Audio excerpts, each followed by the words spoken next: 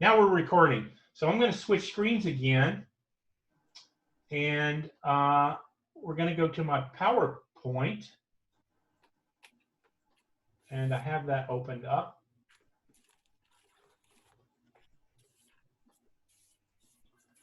This is just a short PowerPoint that I created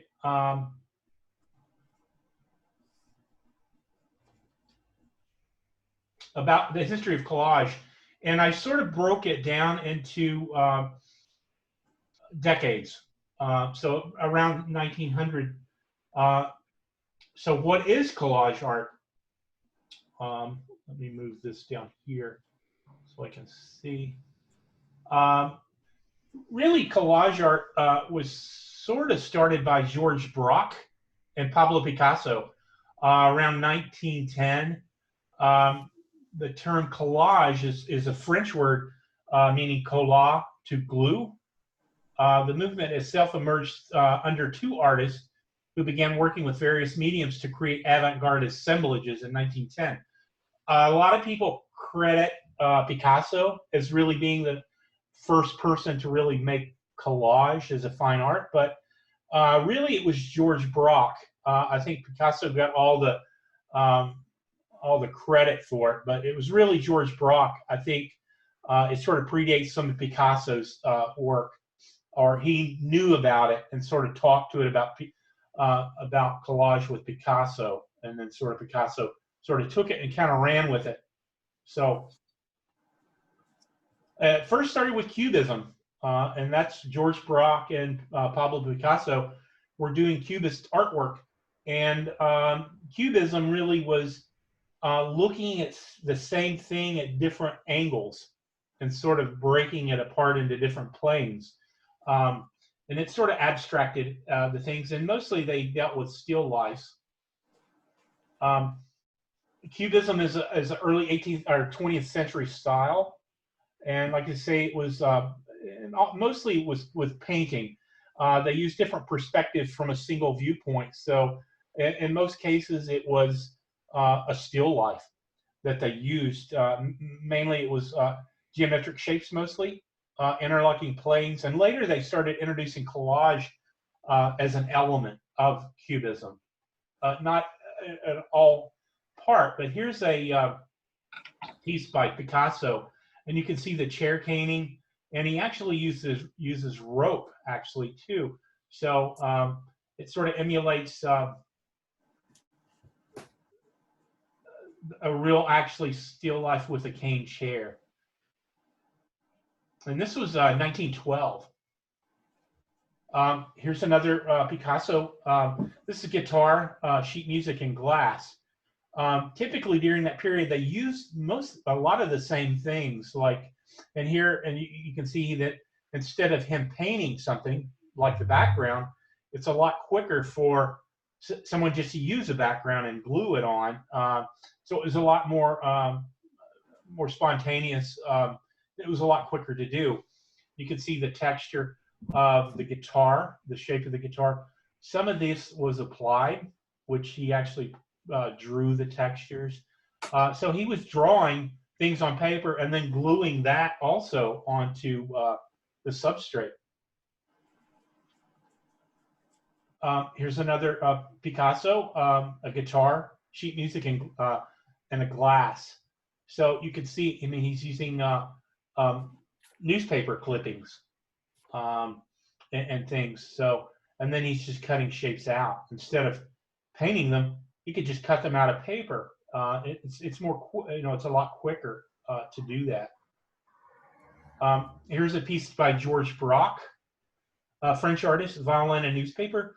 For some reason, they used a lot of musical instruments. You can see some of this is collaged elements. He's actually drawing over top of that, so it gives it a bit of depth. He's shading some edges here to provide a bit more depth as well. And this is 1912, so during that year, there was a lot of production with collage. Here's another Georges Braque, woman and guitar, 1913. Some painted elements, some collaged elements. So it's a combination between between those things. So it's a little bit more complex. So you can see that they're moving forward pretty quickly, and they're getting more advanced with using the collage just a year after this. This is Fruit Dish Ace of Clubs. So you can see where they're playing with the planes by the shading to give a bit of depth and dimensionality to the piece. Juan Gris, another artist around the same period, French artist. I think his work's a little bit more complex, and the fact that he's using a lot of collaged elements, some found, some made. I think his pieces are, the compositionally, I think they're more complex than Braque or Picasso. This is another 1914. Another Juan Gris, combination of painting and collage. A lot of these areas here, the tan areas, are just paper that he cut out. So he's sort of using paper like paint in a way. And then we get to constructivism and suprematism. This is mostly Russian. Under constructivism, the traditional easel painters transform the artist as an engineer or in charge of organizing life and all of its aspects. Suprematism envisions man, the artist, as both the originator and the transmitter of what Malevich is the world's only true reality. That is absolute non-objectivity. So where Picasso and Braque and Gris were using objects, like the guitar, like the vase, like newspaper, these artists are using non-objective things, so they're more design-oriented. So like these are mostly closely related to graphic design in a way. So that's a little different. And you can see there's not really any recognizable image. And here he starts using, whoops, go back. Malevich starts using just non-objective things. And you can see text. He's starting to use text, words, and that. And this is around the same time, 1914. So just a few years later.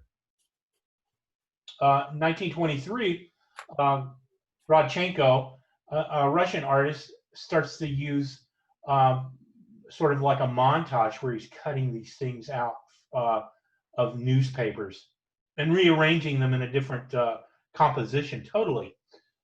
And that's, 10 or 12 years later. And you can see another piece. It's more graphic. It has more graphic sensibility. He's using text, and often his work is political in nature. So it has a message, and the fact that it's more of a graphic content than Picasso. Because he purely design. Again, this is a political piece, but he's just thinking about design principles. And then we move to Dada. And Dada is sort of a take on art that's not really taken serious. It's sort of like a joke or a pun. And a lot of Dada artists are a bit witty. There's a lot of irony involved in it sometimes. Dada was art movements during the First World War in Zurich, Germany, in negative reaction to the horrors and follies of the war. The art, poetry, and performance produced Dada artists. Dada artists are often satirical or nonsensical in nature. So it's sort of a joke on art itself, that art is not that serious. And then you had artists like Raoul Haussmann, 1923. Again, he's taking a bit of information from the Russian artist, the constructionist. It's more graphic design oriented. It's nonsensical that the text doesn't relay a message. It's just there as a design element. And you see a lot of that in collage today. A lot of people using that as well. This piece is called The Art Critic. It's sort of a joke on art critics. and you can see the text again. He's using text as a design element, not necessarily as a way to convey a message. And he's playing around with text a lot, some hand-drawn elements. Another Raoul Houseman, 1920. This gets more of a montage-like feel, where he's just cutting things from magazines, books, and then rearranging them. These are all rather small as well. One of my favorite artists, a Dadaist, is Hannah Hoyk. This is called Bouquet. She was a leader in collage around this period. She worked as a graphic designer, so she had access to all of these images and magazines and things like that. So this is This is a really well-known work for 1919. So you can see collage is advancing, and sort of it's sort of changing as well. Another Hannah Hoyt piece. This he deals with scale. There's a bit of absurdity, a bit of surrealism in this piece. She's using exaggerated body parts where the heads may be smaller or larger than the body. She's reconstructing the human form as sort of a joke. Then we move to Kurt Schwitters. He's sort of known for like collecting garbage, trash, other things that ephemera that people throw away or discard. And again, using text in a nonsensical way. He's not implying anything in a message. With these pieces, he more or less deals with composition and how a collage is put together with all these different types of elements. And then another Kurt Schwitters piece, nonsensical text. There's really no meaning to these other than just the information that he provides inside the composition with the found pieces. I often wonder too if these really look the way they do then as they do now, because I mean these were done nearly 100 years ago. So I always think, did the paper sort of fade with time to give them this sort of feel, or were they always like this? You know, I'm sure they probably look different, a little different when he made them. A little bit more organized piece, a little bit later work. He's just dealing with structure. I like the idea that he's using straight edges. Nothing's torn. It's always cut. So there's a bit of confidence in his composition by using straight edges. And then we move to surrealism, and the surrealism sort of was an avant-garde movement as well. It was in art and literature. It dealt with mostly the subconscious mind, irrational juxtaposition of images. So you can see how this is leading up to surrealism from the Dada period. And one of the big leaders in that was Joseph Cornell. He mostly did construction or assemblages, where he's using three-dimensional objects as collage elements. And you can see some of his boxed, I forget what they call those sort of framed pieces that are using, and a lot of these are probably 3 inches deep, 3 or 4 inches deep, so he can start to play with dimensionality and also three-dimensional items he can place in these boxes along with these cut shapes. Really nice, just using, again, he's just using paper as a design element, this text. I'm not sure if this is something that has meaning with the image itself. But you can see there's a ball in this, so there's some three-dimensional things going on. Just the roughness of the frame, it shows that it's worn and time is involved in it. Max Ernst, German artist, and these are sort of collected things where he's using some of his own paintings, and he's cutting things out and reconstructing them. This is 1922. There's a whole series of this type work that Max Ernst did and around in the mid 1920s, where he finds some sort of illustrated book and he's cutting up all these shapes of like spider legs and different things like this. So there's a bit of absurdity to it. It's sort of uncanny in a way. It also has to do with some dreamlike scenario that he's creating. Here's another one, using birds' heads on top of people and their bodies. They almost look like they're not collage. They look like they're sort of drawn because he's using the same type of drawings when he's cutting them out. So they almost merge together like it's one piece. And then we start to move to post-war abstraction, expressionism, abstract expressionism. And this was around the 30s and 40s. Mostly artists that worked in this abstract expressionist style was Jackson Pollock with his drip paintings, Mark Rothko, William de Kooning. This was around the 40s and 50s. With this work, it's often characterized by gestural brushstrokes, and it's about mark making and spontaneity.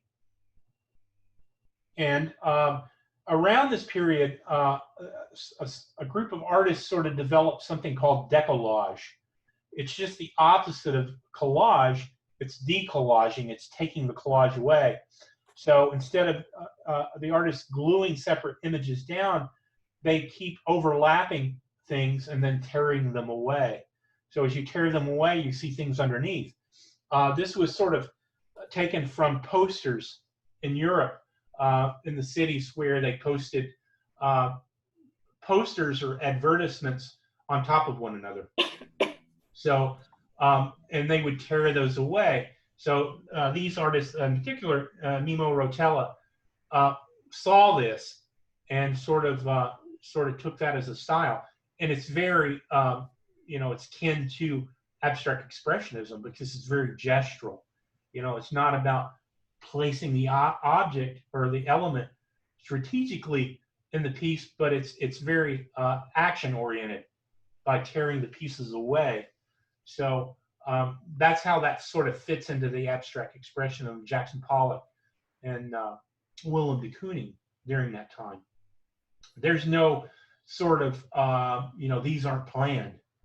There's sort of accidents in that. So typically when artists work this way, they're listening to the materials more so than speaking. A lot of times, if you're making a collage, you may have an idea, so you're going to do most of the speaking because you're sort of in control of what you're doing. This is just the opposite. You're not so much in control. You're just welcoming that nice accident. This can be hit or miss. The collage can work really well, then again, it may not work so well. So, and then we move into sort of, this is Anne Ryan, one of my favorite artists, and she's using elements very similar to Kurt Schwitter's, but she's using it in a maybe more poetic way, I think, because there's a bit of color sensibility here. And the way that that's applied, it's very precious. These pieces are very intimate. They're meant to be viewed just by one person at a time. So there's little pieces, and they're very textural as well. You can see that there's a lot of different textural elements that she's using, and these are just found things. Again, it's abstract. It doesn't really have to have a meaning other than just the beauty of it itself. And the elements that she finds. Another piece has a little bit more movement. It's really interesting that it's the movement of the lines flow. The pieces flow. It's almost like the pieces could be in a windstorm in a way.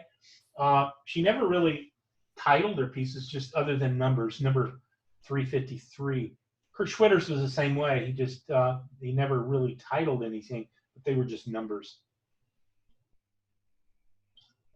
This is Robert Motherwell, typically an abstract painter, painted really large. but he's using these painted elements. Maybe he painted some of this on paper. It didn't work. He tore it apart. You can see bits of maps. And he's actually painting on top of the elements. He's a really interesting artist to look at for collage. This is around 1945. This is another piece where it's sort of a hybrid of painting and collage, combination of both. Then we move into pop art, 60s. It sort of emerged in England, United Kingdom, and also in the United States in the late 50s. It sort of used imagery from pop culture, from magazines, things that people had seen a lot over and over and over again. Advertisements, comic books, mundane mass-produced cultural objects. One of probably the most famous piece, and it's sort of, this is where they got the word pop art, and you can see he has the Tootsie Roll Pop in his hand. This is a collage by Richard Hamilton. Just what is it that makes today's home so different, so appealing? This is 1956. So he's using all these elements within pop culture. This is probably the most reproduced artwork of any artwork, probably even more so than Mona Lisa. You always see this in all art books. So it's one of the most popular or most printed image of art. Another artist, Winston Smith, sort of contemporary artist. His pieces are very planned, very precise. This is called the money tree. So he just finds an image, then he thinks, and then he decides what can he do with that image to sort of change it. So here he just cuts out money, and then just sort of combines those two. It's very simple collage, but very complex at the same time.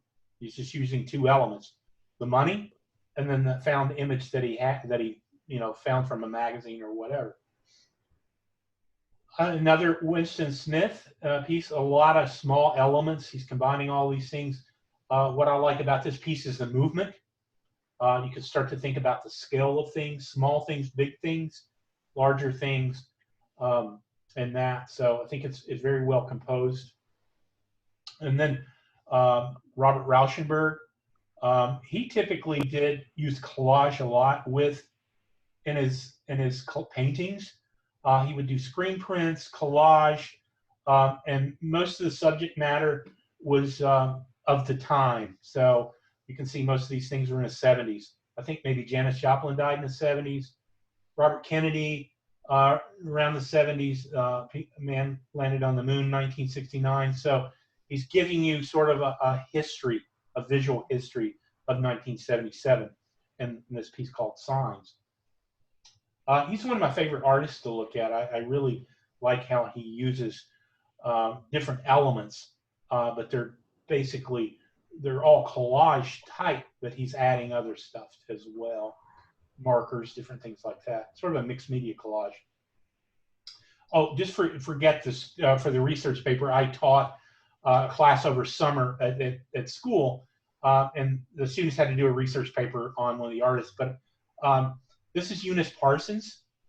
She worked up until she was 95, and she was still working. I think she passed away just recently. So she started making collage, I think, in her 80s.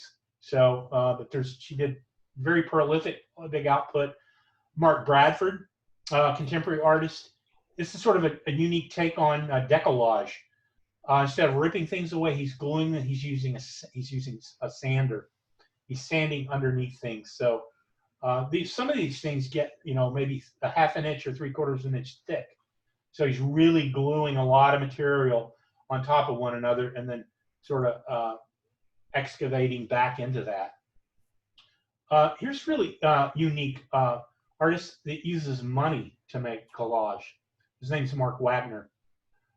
He uses cuts money up and then just recontextualizes it into different images. Cool artist to look at. You think he would run out of ideas pretty soon, but he really uses the design elements that's in money over and over and over again in different ways. Lance Letcher. There's a video out, and I think you can watch it on Amazon Prime. It's on some other things. It's about him as a collage artist. I'll post a link if you guys want to watch that. It's pretty interesting to see how he works and how he talks about his work. His is very complex as well. They probably take months and months of cutting and collecting these images and before he puts them together in one piece. They're fairly large as well. Ray Johnson, sort of the father of mill art. He used collage a lot. Kind of interesting. I can post a link to the. He passed away years ago. There's a documentary about him called How to Draw a Bunny. It's a really interesting documentary, and I can post a link to that as well. Hannelore Barron, very poetic sensibility with materials, textures, very passive colors. Really, she does really, really nice work. She's one of my favorite collage artists. Contemporary artist, I can't pronounce her name, but she combines painting with design elements. Can't pronounce that guy's name, but he sort of takes two images, cuts them up, and then rearranges them. So if you can see the grids here is one image, the grids in between those are another image. So it's sort of a merging of two images together. Lenora Tawney, sort of like Anne Ryan, same sort of sensibility where she's using these really interesting pieces of paper. And I think most of these are probably things that she's drawn on. This looks like something Leonardo did here. So she's taking these drawings, combining them all. These are very, very small pieces as well. Rex Ray, contemporary artist. He passed away, I think 2003 maybe. But his is his work is very graphic, very bold. All of these are hand-painted elements, and they're just painted on paper, and then he cuts them out and rearranges them. So he's not using imagery from other sources. He's creating his own imagery and then just cutting that out. Another decollage art, Torn Away. Romir Bearden, African-American artist. This is called Three Musicians. There's a lot of work that you can see online of his. A lot of times his work combines photographs with elements that he also painted. This is something that was for the other class, but we may do these mashups as well if you guys want to. But you're just taking two images and you're mashing them up or merging them together. They can be a bit uncanny, but I think these are really interesting how well they do match up. And this is kind of fun to do, just looking through magazines and trying to mash up two things. Doesn't necessarily have to be a face. It can be a landscape. It can be really anything. This is good practice to think about scale as well. Kind of a spooky one there. And then he's overlapping these images on top. Most of this work deals with uncanniness of how they look or how they appear to be something that they're not.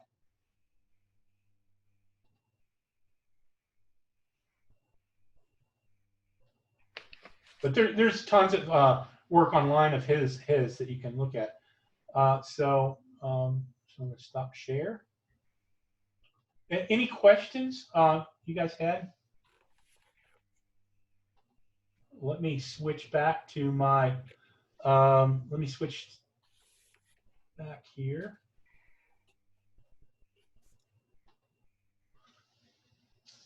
So I'm going to go over, talk about materials really quick. Of course, the number one thing that you're going to be needing is stuff to glue, cut out. So I use magazines.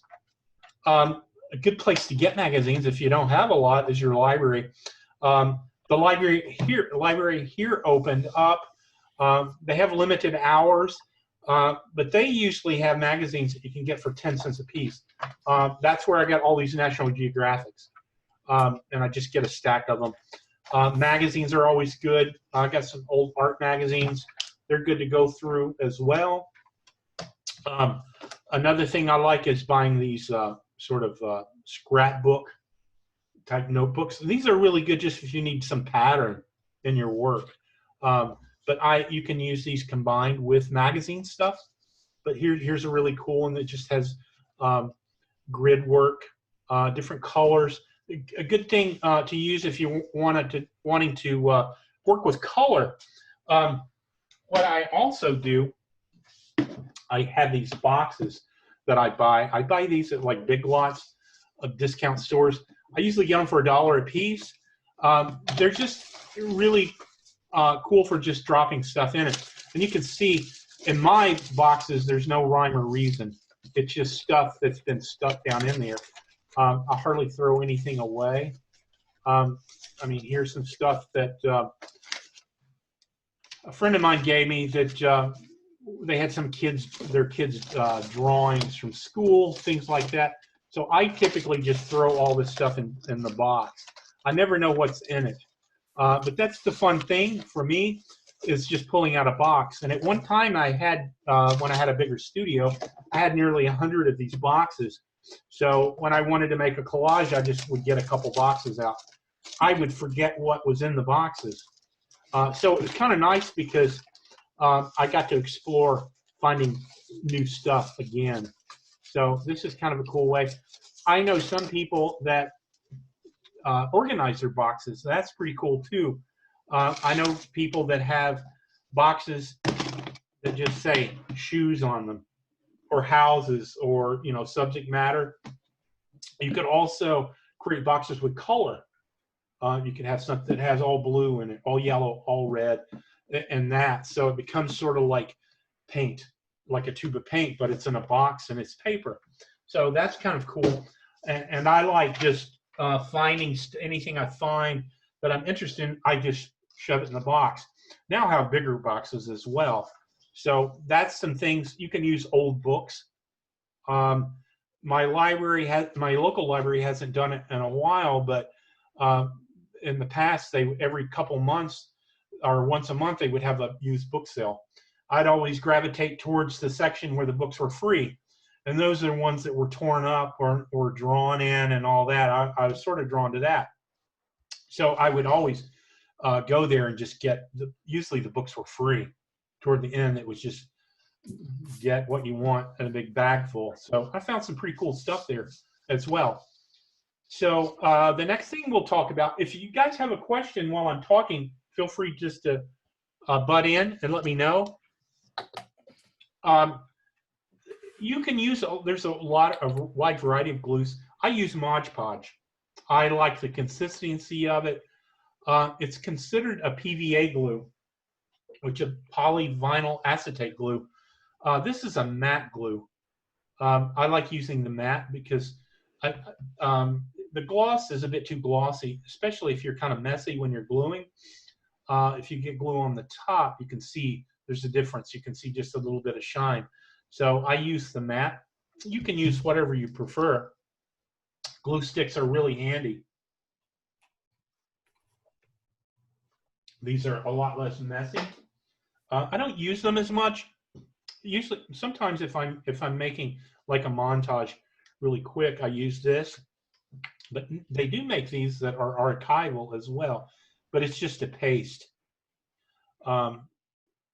And they make these in a lot of different sizes. You get really small ones. This one, like I said, is archival, so you don't have to worry about it. It's acid-free. And that means it doesn't change over time or deteriorate. If it's not acid-free, it may turn yellow. I've used like Elmer's glue before, and maybe 10 years later, I could see where it yellowed. So a lot of times I buy these condiment containers. Those work really well to put your glue in. Instead of dipping it in here, you can just squirt it out. I do have something I use for bookmaking. It's really used for bookmaking. I think Talus online is where I got it at. But the way this works is it doesn't drip. So when you push on this, the glue comes out, but when you release it, it pulls the glue back in. so you don't have a really messy end. I like using this, and this was only like a couple dollars. So this has been one of my best finds that I've found lately, and I use this a lot. Another thing that you can use glue for glue is matte medium, and I think on the list I have varnish, acrylic varnish. I couldn't find my varnish, but Liquitex makes it's called varnish medium, or acrylic varnish.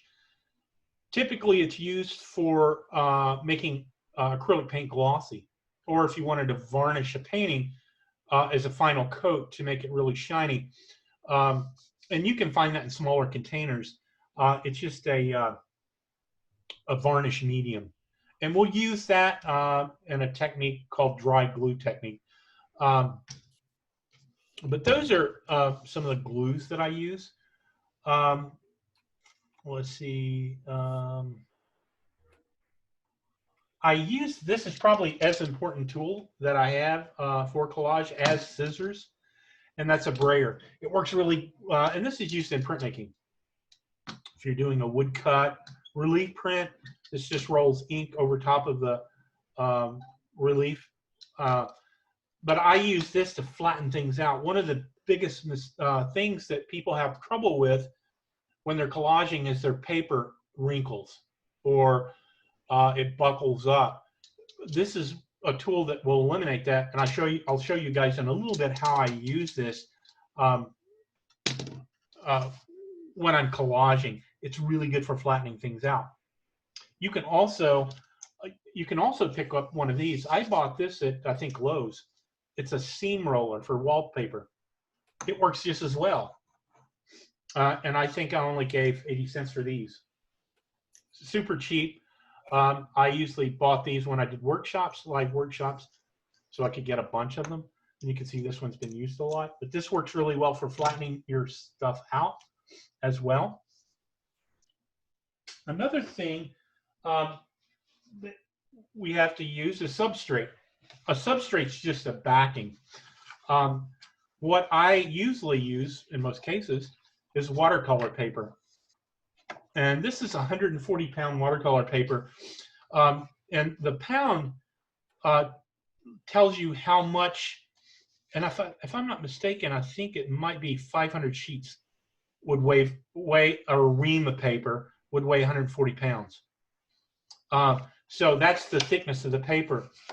140-pound paper, watercolor paper works really well because it doesn't wrinkle as much.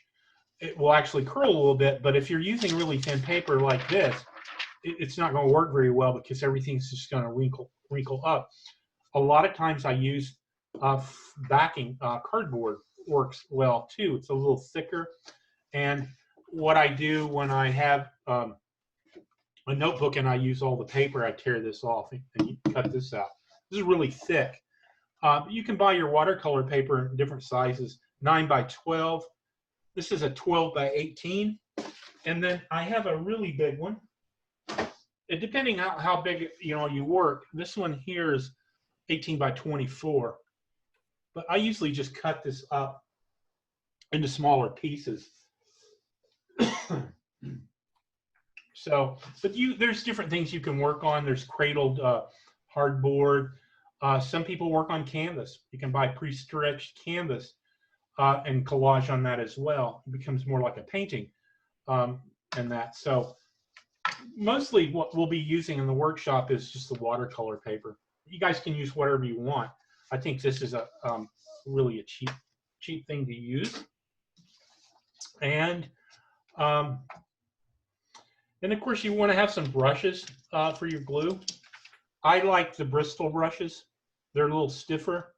I would stay away from a real soft watercolor brush because they aren't as resistant. This is a pretty decent one here. And then, some small ones, if we're working small, it's a little easier to use a smaller brush than a larger one. Some people use foam brushes as well. That works pretty well. I usually stick with these type brushes here, just cheap brushes. They don't have to be very expensive. You can also, like some of the stuff that we looked at, or some of the work that we looked at a lot of the artists combine paint and different things like that. So I like using gouache. Gouache is a sort of a matte finished paint. You can use acrylic paint, watercolors, whatever you have is fine. I like using these. I like using these. They're watercolor pencils, but I like these because I can draw on top of the collage, and then I can just put water on it, and it sort of becomes like a watercolor. But I enjoy using these quite a bit. But you know, you can use whatever you like or whatever you feel comfortable using. Another thing that you want to pick up, well, we're going to have a project in this, and I'll probably do it a little later, is some tissue paper. And I found the holder, but I couldn't find my tissue paper. I'll have to dig a little deeper to find it. But I bought this, I think at Meijer. You can get it in most any retail store. This was in the gifts section, and it was like $2. This was a color tissue paper, so there were like 7 different colors in it, and it's really thin. And what we'll do in a project, we'll use this to paint with. Great for overlapping colors, doing an abstract collage. It works really well. So you're going to pick up a pack of color paper, and then pick up a pack of the white paper. If you want to paint with the white paper, you can actually paint acrylic paint on top of the paper. Your work becomes a little bit more unique because it's personalized, because you're making your own color to paint on that. So feel free, and if you just want to get color, that's fine. If you want to get both, that's fine. If you want to just get white, that's fine. If you do have acrylic paint and you want to paint your tissue paper, you can. I'll do a demo on that later in one of the projects that we'll do. Like I say, any ephemera that you have, it could be old photographs, books, scrapbook paper, etc. A lot of times if I have something and I don't want to cut it up, I will actually scan it and then print it out and then cut it out. So you can do stuff like that if you have photos that you want to use, but you don't want to use the actual photograph. Another important thing that I use a lot of is cutting devices, tools to cut with. I have a lot of variety of scissors, a wide variety of scissors. These are just paper scissors here. These are kind of nice in the fact that they have big handles, but you can cut really small, intricate stuff. I know a few collage artists that cut super detail. Lance Letcher, one of the artists that was on the PDF or the PowerPoint, he really is detail cutter. So I don't get that detail when I'm cutting things out myself, but these are kind of handy, little smaller scissors. So you can have a variety of cutting tools. Some people like using X-Acto knives. They're good for cutting straight edges. This is a nice tool that it's almost like a pencil. And you can see there's a razor blade there. And this is really good to cut out detailed stuff as well. So those are some cutting tools that I use, and I also use X-Acto knives quite a bit. Here's just a box of X-Acto knives, and there's different sizes. So if I were just cutting stuff that were a little bit larger, I'd probably use something like this, have a little bit more control if I'm using a ruler, as opposed to cutting out some detailed stuff. You can get the X-Acto knives for $3 or $4 for single ones, a few extra blades. You may want to have a ruler. I like using these clear ones because I can see underneath what I'm cutting out. That's kind of nice. And then, of course, you can use whatever materials you want. There's really no rules to what you can and can't use. Here's another thing that I got recently. This is for cutting out fabric, but I find it really handy for cutting straight edges, and it's a lot quicker. I can just lay something down and cut it. And this works with a ruler as well. You can cut straight edges pretty quick. Another thing that I use is what's underneath here. It's just a self-sealing cutting mat. A lot of times you can find these in fabric stores. I have a different sizes. I have one that's as large as a table. It's like 4 feet by 5 foot. Those are kind of handy. I like the personal ones as well. If you're just cutting small items out, this works well. And it's self-sealing, so you can use them. Eventually, they start coming apart after you use them. You can see this one's been pretty used, well used. So that's about it as far as materials go. Does anyone have any questions about any of the materials? Would you mind repeating the name of the plastic dispenser that you have for glue? It's a very unusual shape. I didn't catch the name of it. This one? Yes. You know, I don't know. It's called, let's see what it says. It's called BABE dash BOT. Okay, great. Thank you. I don't know. I bought this from Talus. I think it was Talus. And they typically sell bookmaking stuff. Okay. I can send you I can send a link. I'll put a link in discussions, and so if you guys, and this was only like $3. I couldn't believe it was so inexpensive. That looks very useful, and I do bookmaking too, so I would appreciate that.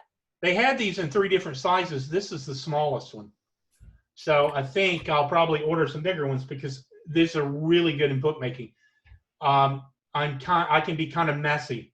So this has helped me tremendously, not getting glue everywhere. Have more control over it, so there's no drippy glue anywhere. So, another thing I wanted to mention too is sandpaper. You know, like we looked at, I can't remember his name, but this works really well for decollage. Put things down, sand it off. It's really good for adding texture to something as well. So I think that's all I have for materials. And you can look at the list on Canvas. If you have any questions, feel free to email me. I'm available throughout the entire week. So, and I'm more than happy to answer any questions that you have. So let's move on to the first project. And you guys that have the collage workbook, the project is 5-minute collage. What it does is, what I like about it is you don't overthink stuff. I'm the worst at overthinking things. The more I think about something, the less I do. So sometimes for me, it's just a matter of start gluing stuff down. I don't really think about it too much, but I like to think of it as me having a conversation with a piece. So if I'm working with something, I talk a little bit by me cutting something out or gluing it down, and then I listen. And when I'm listening, I'm watching and I'm looking on what it's telling me. So usually when I make a collage, it's a two-way conversation. I'm not doing all the speaking, or I'm not doing all the things in control. I let the elements sort of tell me where it wants to go. So, and it can be kind of hard to do if you're sort of somewhat of a perfectionist. Sometimes I can be that way, but I think by doing this, you sort of open up. And I've really discovered some of the best collages I think that I've made have been the quickest. And it's like, oh my goodness, it only took me 10 minutes to make that collage, and it's the best. But sometimes when I spend 30 minutes or an hour on something, it just doesn't work. It just keeps getting worse. So I'm a very spontaneous artist. I'm intuitive. I like to work that way. And I've sort of worked that way so long, I know how that conversation goes. So this is sort of to loosen everyone up. And it doesn't matter, it doesn't matter what it looks like. It's just the fact that you're gluing things down. So you guys are going to make, and what I do is I use my iPhone. I set a timer, 5 minutes. Then I start working. But what you want to do first is you're going to need 5. I'll go over the needed for project list. You're going to need 5 or 6. It doesn't matter how many ever you want to make. And these are kind of fun because 5 minutes goes by pretty quick. If you 30 minutes, you'll have 15. So it goes by pretty quick. You can have a ton of collages in no time, in an hour's time. Some will work pretty well, some don't work so well. So it's a numbers game, really. So I'd start out with 5 sheets of 3" by 4", and this is 140 pound watercolor paper. I like just cutting a bunch of these up, so I have them extra. You need glue. You can use glue stick if you want. That'll work fine. You can use the Mod Podge. That'll work fine as well. You're going to need some brushes if you're using PVA glue. And it says 3, and I think I corrected that. I just collected a small sandwich bag of stuff.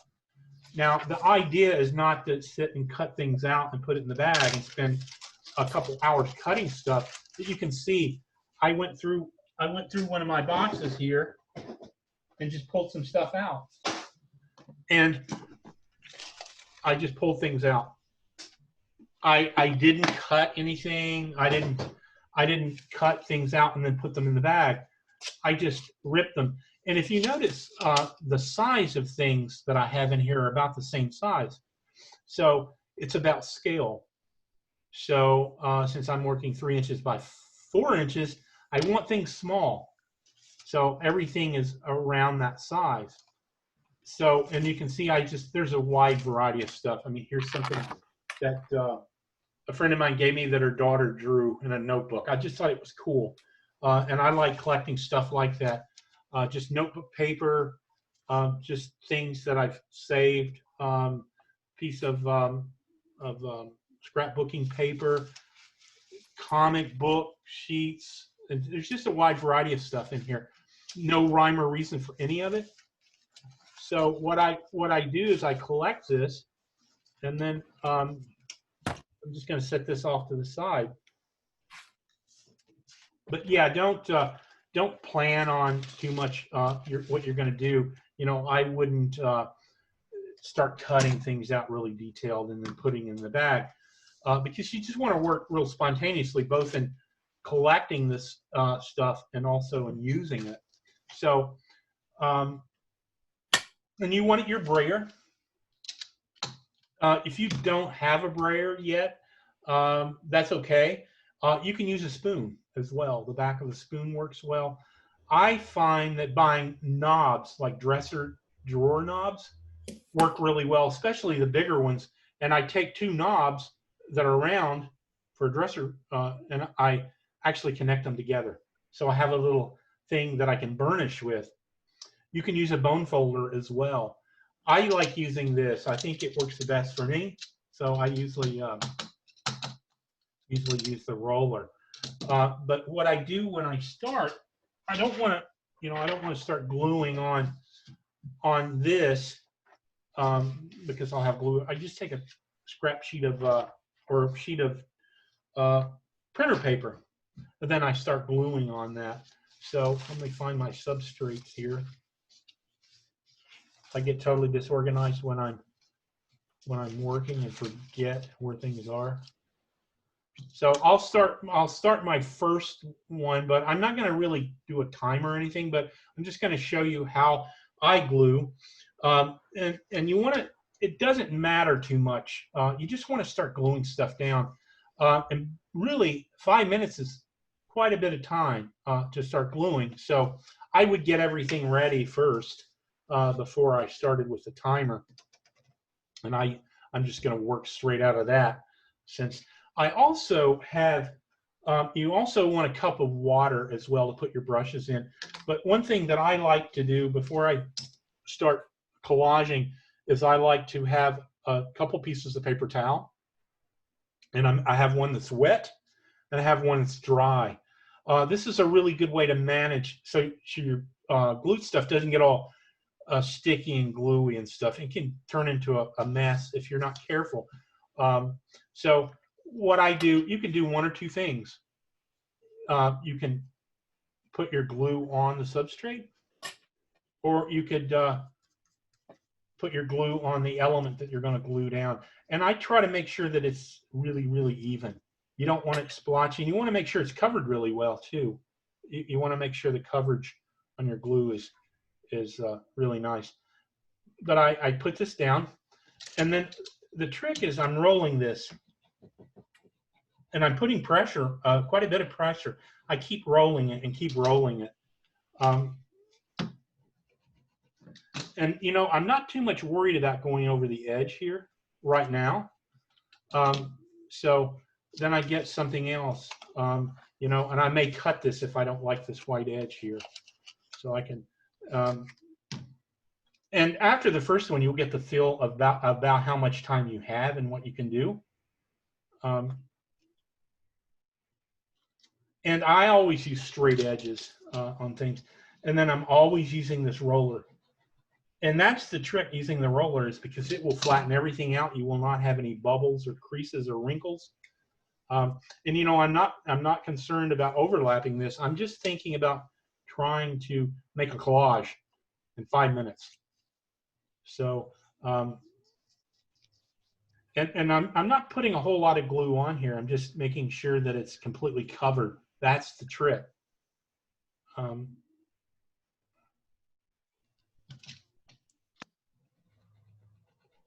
And you know, if I do get glue on something, I can wipe it off with the damp paper towel. So here I would probably just start putting glue on here, like this.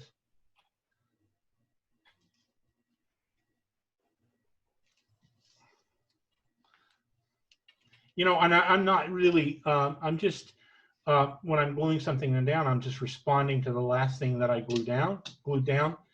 And then I'm just picking other stuff. I'd like to maybe get something that's yellow here, maybe not. Oh, here's something else that's blue. This will be kind of nice because it, also too, sometimes I think about color, you know, using colors that are alike. They harmonize, have a tendency to be harmonious. And then one more. And you can see I'm not too concerned about cutting things out.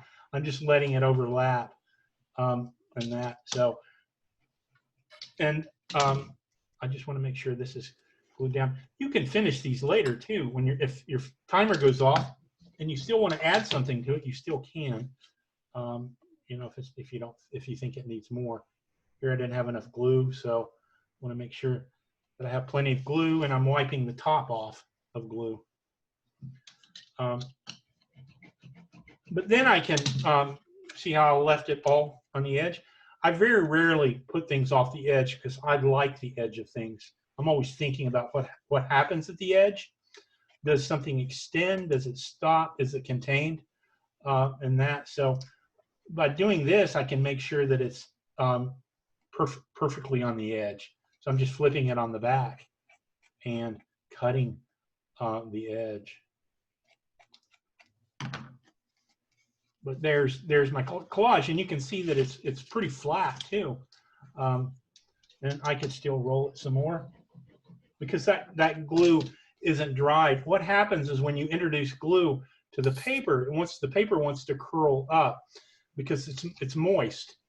So if I keep rolling it, it will actually dry. The paper will dry out. But you can see it's not curled. You guys can see it's not curled. It's really super flat.